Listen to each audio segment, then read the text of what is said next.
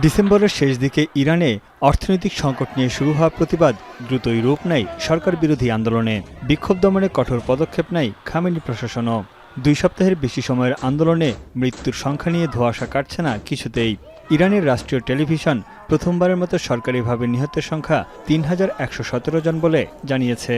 মার্কিন মানবাধিকার সংস্থা HRAN এর দাবি, নিরাপত্তা কর্মীসহ 4519 জন নিহত হয়েছে। এছাড়া 9000-এর বেশি মৃত্যুর ঘটনা পর্যালোচনা করছে সংস্থাটি। বিক্ষোভে বিদেশি শক্তি ইন্ধন দিয়ে সন্ত্রাসী কর্মকাণ্ড চালিয়েছে বলে দাবি করে আসছে ইরান সরকার। এর পেছনে মূলত দায়ী করা হয় যুক্তরাষ্ট্র ও ইসরায়েলকে, যা এক পর্যায়ে ওয়াশিংটন ও তেহরানের মধ্যে যুদ্ধ উত্তেজনার শঙ্কা তৈরি হয়। এবার ইরানকে পৃথিবীর মানচিত্র থেকে মুছে ফেলার হুঁশিয়ারি দিলেন মার্কিন প্রেসিডেন্ট ডোনাল্ড ট্রাম্প। সম্প্রতি নিউজ নেশন চ্যানেলকে দেয়া এক সাক্ষাৎকারে ট্রাম্প বলেন, ইরান যদি তাকে আবারও হত্যার হুমকি দেয় বা চিন্তাও করে, তাহলে পুরো দেশকেই উড়িয়ে দেয়া হবে।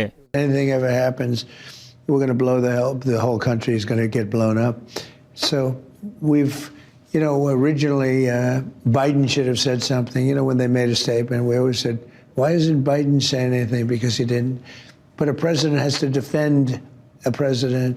আন্দোলন দমাতে ইরান জুড়ে বন্ধ করে দেয়া হয় ইন্টারনেট পরিষেবা।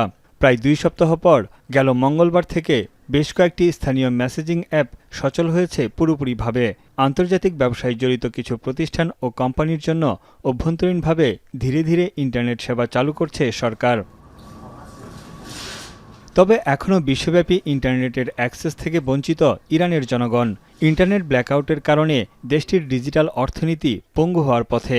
বন্ধ হয়ে যাচ্ছে বেশিরভাগ অনলাইন ব্যবসা। পরিস্থিতি শান্ত ও নিরাপত্তা জোরদার নিশ্চিত না হওয়া পর্যন্ত ইন্টারনেট সেবা সীমিত থাকবে। অগ্রাধিকার ভিত্তিতে পর্যায়ক্রমে তা পুনরুদ্ধারের কথা জানিয়েছেন দেশটির জাতীয় সাইবার সেন্টারের মুখপাত্র। ইরানের সরকার বিরোধী আন্দোলনে রাজধানী তেহরান সহ উত্তর পশ্চিমের কুর্দিশ অঞ্চলে সবচেয়ে বেশি সহিংসতার ঘটনা ঘটে। হামলা ভাঙচুর সহ আগুন ধরিয়ে দেয়া হয় ঘরবাড়ি, সরকারি অফিস, মসজিদ সহ অসংখ্য যানবাহনে। তানভীর জনি, এখন বিশ্ব।